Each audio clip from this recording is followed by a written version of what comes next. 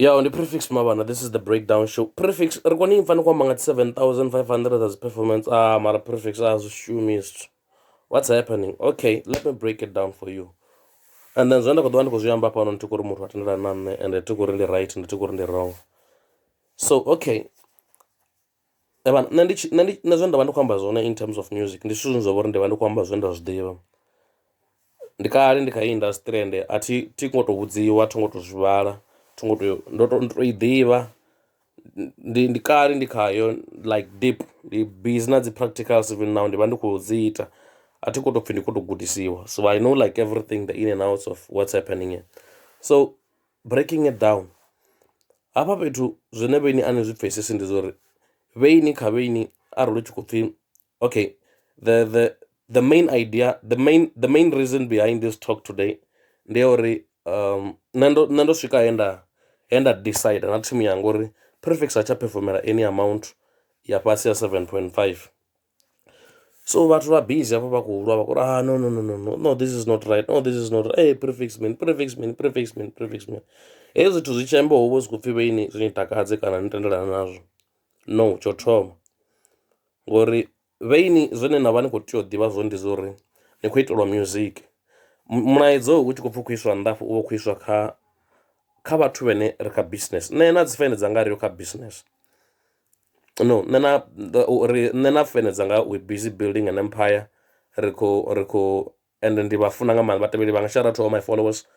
Nandi zvine ndava zvone nga mulandu waveini, but muraidzo ulani wave wariliita chelede ndi muraidzo unova uri kuiswa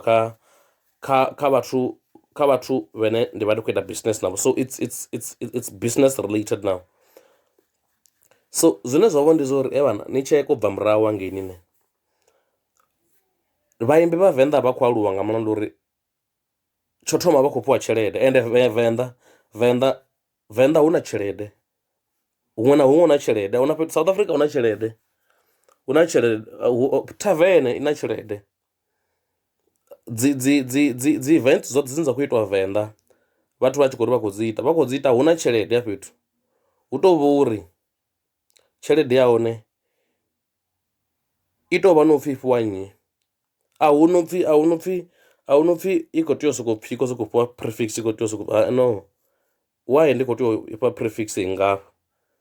So ndi nndwa ine yava hone vukati ya dzipromoters vane va dzitavene vane vakuhosta dzigigi na dzi artists. So reason khulwane ya 7.5 asi mafhungo upfi nna ndikhozviambira tshelede na thimu yanga, no, it's about the respect ngori arali ni sa vhoni uri nne ndi ya wortha 7.5 zwi khou amba uri ani dzhii serious. Arali ni si khou ndzhia serious, no, let's pause and then tshetsho tshifhinga ni tshi vho feel uri now wa wortha 7.5 ri ḓo kona u vha ri khou shuma ngori this thing it's about respect. Ni kona hani uri ni dzhie muthu wa KZN ni mudise mapartner kha ḓa performance ni tshi fhedza ni mufhe 60,000 and then prefix a tshi ḓa na ri ni khou mufha 2.5 ari no, nne ndi khou ṱoḓa 7.5 na ri no, nne ndo fara 2.5. So this thing is about the respect and uri ni sedze zwiṅwe zwithu zwa vhuṱhogwa badi. Muthu a vhuya dzhia founu wa nanga uri khou ni founela prefix I need you kha event yanga u khou ni ṱoḓa muthu but ha u khou ṱoḓa uri hu shume nga dzi terms dzaṋu, u khou ni ṱoḓa mara a khou ṱoḓa uri business yaṋu ni shume nga dzi terms dzaṋu, u khou ṱoḓa uri business yaṋu i shume nga dzi terms dzawe. Disrespect your thoma. So nne ndi kale ndi tshi khou ubva murahu tell me about performing at the 1.5, tell me about performing at the 2,000, tell me about performing at the 2.5, tell me about performing at the 3,000, 3.5. Ndi kalesa ndi tshi khou zwiphusha zwithu ndo zwiphusha na majita anzhelele vho Fizi vho Gincon vho Mask vho nyi ro phusha nga vho Bamba vho Racha vho Mizo vho Makhadzi ri tshi ita dzi gig like ro phusha blind nga dzi 2.5 nga dzi 2.5 like ro mona blind and ndi he growth ya Makhadzi ya thoma hone ngori I still remember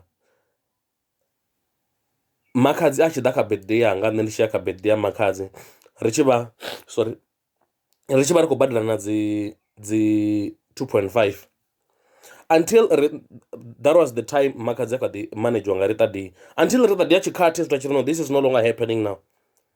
Makhadzi a tshi khou ṱoḓiwa hu khou bukiwa nga tshelede ya vhukuma, makhadzi tshi khou bukiwa we need real money now.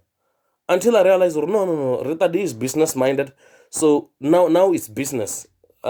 Emotions aside, friendship aside, everything aside, now it's business. Ndi he makhadzi a thoma aluwa hone hanefho, ndi a thoma aluwa hone. So nothing changes if nothing changes. Hu khou tea u thoma shanduka tshithu tshithihi uri zwiṅwe zwi kone u shanduka. So nṋe the reason behind performance yanga 7.5, vhaṅwe vhathu vha ḓo vha khou zwi vhona uri ano prefix u khou shine, havho vhathu vha khou, and zwi ḓo vha zwi khou mphambanyisa na vhathu vhanzhi, but it's fine. It's fine in a long run, in a short run a thi khou wina, but in a long run I hope ndi ḓo wina. But nṋe na nṋe muṋe ndi vha na peace of mind yori you know what's the point yori ndi ri ndi khou bva afha noni ndi ri ndi khou performa nzhelele nga 2.5. Nzhelele ya hone ndi tshi khou ri ndi khou ya haningei ndi khou swika nda wana phantshara, thero ḽanga ḽi costa 1000. U bva afho zwi khou amba uri ndo no wana phantshara, ndi khou tea u vha na stress, ni wane zwi khou itea vhusiku hezwi zwithu, ndi khou tea u vha na stress, ndi khou tea u tshintsha mathaela vhusiku hanefho, ndi khou tea u dovha ndi u performa futhi ndi na stress. Nga hafho ndi tshi swika let's say, and vhathu zwine vha ita zwone, this is what's happened, vha ḓo ni fha vha ḓo ri 2.5 kana vha ḓo ri 3000, vha ni fha 1.5 ya deposit, vha ri iṅwe vha ḓo ni fha ni tshi swika hangeini futhi khamusi na langana, cause initially ndo langana navho uri no a thi nga ḓo performa ndi sathu fhiwa the rest of the amount. No swika hangeini vha ḓo ri okay namba nthu mani dzhene fast na mani perform ino no vhona crowd ni vho penga nga crowd, thi ni funesa music, ni vho penga nga crowd ni vho ri none vho ḓa vha tshi khou amba zwavhuḓi badi so vha tshi fhedza hanefha no ni khou nwa mini, ni fare something zwo nwa. After that ni ḓo swika na performa, ni tshi tou fhedza u performa muthu ni ḓo mu ṱoḓa almost an hour 2 hours. Ndi zwithu zwine zwo no itea like tshifhingani tshinzhi blind. Ndi na muṅwe mungana wanga we ra vha ri kha iṅwe gig not so long, a khou ṱangana na the same problem. Ndi tshifhinga tshine ri khou performa, o fhedza u performa na u khou ḓa tshelede, u ḓa tshelede u khou ri khou mona u khou ḓwa tshelede. Ndari you see this thing zwi khou sokou humela murahu, zwi khou sokou humela murahu. Ndi 2021 khou amba zwithu zwa 3 years back, zwi khou dovha zwa continue. So hu khou tea u shanduka zwiṅwe zwithu uri hu kone u vha no aluwa fhethu, ngori zwi khou thusa mini, ndi khou amba uri zwi khou thusa mini u ita music ni tshi khou shumisa tshelede. Tsho thoma ni tshi khou ri ni khou ita music, fortunate enough nṋe ndi na studio tshanga, but nṋe zwe nda badela zwone ndi khou renga dzi beats. Hu tshi khou rengiwa dzi beats ni wane beat ya hone arali ndi tshi khou ri ndi khou i badela, cause now arali ndi khou ri a thi khou i badela nga tshelede, ndi tshi khou ri ndi khou i badela muthu 15% kha luimbo lune nda khou lu ita, ndi khou mufha 15% kha luimbo lune nda khou lu ita. Ndi tshi fhedza ndi khou dzhia nyimbo dze nda dzi rekhoda hafha kha nṋe for final mastering, ndi khou isa kha Petmesh a vha khou ntsharger tshelede for luimbo luṅwe na luṅwe lwo ḓa lu khou ita. Let's say Petmesh a ri no prefix for luimbo luthihi ndi ḓo ni charger 400 for ndi lu mixe na lu master. Ndi khou ita album ine ya vha uri na nyimbo dza 10. So ni tshi vho ita dzi calculations ni a kona u zwi pfha zwa uri hafha fhethu hafha dzi vha dzo vhuya blind. So zwi khou amba uri nṋe ndo bvisa dzi 400 dza 10, tshifhinga tshanga tsho ṅwala dzi nyimbo tsho ita mini everything. After that dzi beats dzi khou rengiwa, ndi khou badela vhathu 15%, ndi tshi fhedza ndi khou dzhia music nda u isa nnḓa hangini. After that muthu u khou mbudza prefix ndi khou ṱoḓa uri ni ḓe ni performe, ndo fara 3000, ndo fara 2.5, ndi khou bva ndi Pretoria. Ndi tshi khou bva ndi Pretoria ndi khou tea u shela full tank ya Venda, nṋe kha nṋe ndi shela 1000 yo ya Venda, ndi khou shela 1000 yo tsa Venda, ndi khou tea u badela let's say 400 toll gate, ndi khou tea u dovha nda huma 40,000, ndi khou tea u dovha nda badela iṅwe 400, 2.8 zwi amba ndo no ṱuwisa 2.8 ya nḓilani fhedzi. Ndi nga si bve Pretoria nda ḓa Venda ndi songo wana na snack let's say 150 ndi 300. So ndo no vha hanefha around, arali ndi tshi khou pfhi ndi khou performa, arali ndi khou pfhi ndi khou performa for example ndi khou bva performa Mesina, arali ndi khou pfhi ndi khou bva performa Mesina, a thi performe Mesina hange ndi tshi bva Mesina nda vhuya Mapate vhusiku, ndi vha ndi tshi khou ḓivhangela dzi khombo dza dzi goloi. So I have to get a room ine yavha ndi khou tou uri ndi eḓele, ndi khou tea u buka room, let's say ndi khou wana dzi room dzi BNB dzine dza vha uri dzi fhasi khamusi ri soko ri vho 200 hanefho. A thi ndi ḓo vha ndi khou ḓo dovha nda vha ndi khou seiva tshelede uri ndi songo ri ndi khou dzhia nda ya kha dzi room dza vho 700 bo 1 point something, ndo soko wana ku room koku ko soko ri ndi soko eḓela ndi vuwe ndi ṱuwe na musi ndi songo ṱamba nga matsheloni, nda soko ri 200 kana 150. So at the end of the day arali hu tshi khou pfhi ndo vhuyela event ya 4000, nṋe ndi khou huma ndo fara vhugai fhethu. A thi thu vhala dzi risk dzine dza vha uri dzi nga itea arali zwino nda ri ndi tshi khou ri ndi khou ya gai nda wana pantshara, zwi khou amba uri already nṋe now I'm running on a loss. Arali ndi tshi khou ri ndo no swika kha iḽa event muthu hone a vha khou mona prefix hafho ndi ngo zwona ngo shumea, arali u khou pfhi o mpha deposit prefix ndi ngo zwona zwa fhethu ha ngo shumea namusi. So hai gigito vha songo tshimbila zwavhuḓi prefix. So heiḽa tshelede heiḽani, kana worst part ndo no performa hanefho muthu wane a sokou ngalangala, ndi tshi vho mu ṱoḓa 1 2 3. Ndi zwine zwa khou itea kha dzi event ri khou ṱangana nazwo hezwi kha dzi event. So ndi pattern ya vho ri khou tea u vha ri khou sokou zwi litsha zwi khou sokou you don't get respect arali ni siko ri ni khou ḓo thoma ni to sumbedzisa vhathu uri no, you know what, dzi conditions dza vho ri nṋe ndi hedzinoni, if you don't obey to these conditions a ri khou shuma na luthihi, respect ḓana hanefho. So ndi zwiṅwe zwa zwithu zwa ita uri vhaimbi vha Venḓa vhahulwane vha vhe vha tshe broke na ṋamusi, vha vhe vha sina na miḓi na ṋamusi, vha vhe vha sina na tshithu na tshithihi na ṋamusi, vha vhe vha sina na dzi goloi dzine dza vha uri dzi kha standard tshavho sa vhaimbi vha Venḓa na ṋamusi. A si mafhungo uri a huna tshelede, no, ndi mafhungo uri ni ngo ṱoḓa uri business yamu i shume nga condition dza muthu ane a khou ni nida. Why arali ndi tshi khou ri ndi khou a spa nda swika nda wana cold drink 10 randa, a thi ri ndi khou humbula manager nda ri ndi khou ḓo negotiate i tshelede 10 rand noni, tsho ni ḓisaho spa ni tshi khou ṱoḓa cold drink tshi khou tea u dovha tsha ita uri ni renge ḽa cold drink. Arali ni si khou i ṱoḓa, arali ni khou vhona zwi khou kwakwana zwavhuḓi, ni a huma ni yo ita ni chicken licken arali ni si na tshelede yo renga chicken licken ya enough. No no vhela ndo ḓi wana ni khou ri ni khou ya ari soko ri gai, ni khou ya makhamsi na swika na ri ni khou ṱoḓa teki na wana teki kwenda 400 na ri ni khou ḓi negotiate. Why ni khou tea u thoma u negotiate kha business ya prefix? Nga mulandu uri ndi disrespect, nga mulandu uri a ni nṱhonifhi. So na zwene 3.5 yanga i khou bva 3.5 yanga i khou bva kha respect. Tshine nda khou ḓa tshone ndi respect, heiḽa 3.5 ndi respect. A si mafhungo uri ndi tshelede ine na vha uri ndi khou ri zwitshakatshaka ndi part ya respect, your business yanga kha i respectiwe, that's part of the business respect. ngori u bva murahu ni yange u bva murahu, ende zwiṅwe zwine zwa uri zwi ita uri vhaimbi vha dovhe vha dzule vha khou lila ḓuvha na ḓuvha.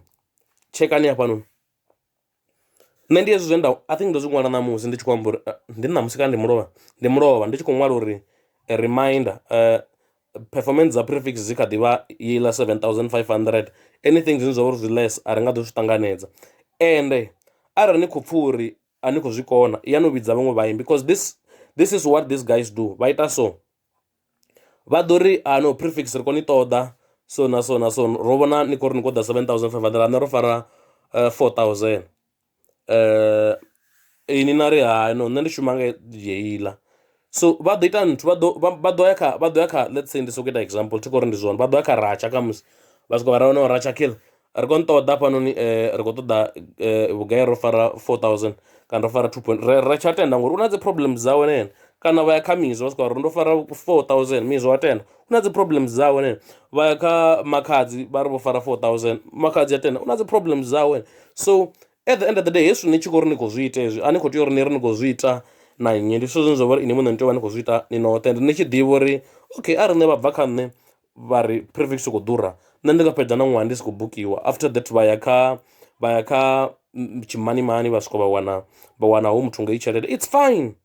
Ene ho muthu u khou pfha uri tshelede ine ya khou fhiwa yone i enough, i ḓo khavara mavhaka awe, ngori at the end of the day mathada a tshelede na nṋe, brand ndi yanga nṋe. So muṅwe na muṅwe u tea u vha a khou ita zwine zwa mushumela. So ini arali ni khou pfha uri u vhidziwa nga 2.5 it's enough, zwi khou ni fara grand, that's nice, you continue with that, na shuma nga dzi terms and then you grow with that. Arali ni khou pfha uri zwi khou ni alusa na mini zwoṱhe, it's nice. Tsha vhuṱhogwa ndi uri brand yanu ya aluwe hu itwe tshelede vhathu vha ḽe.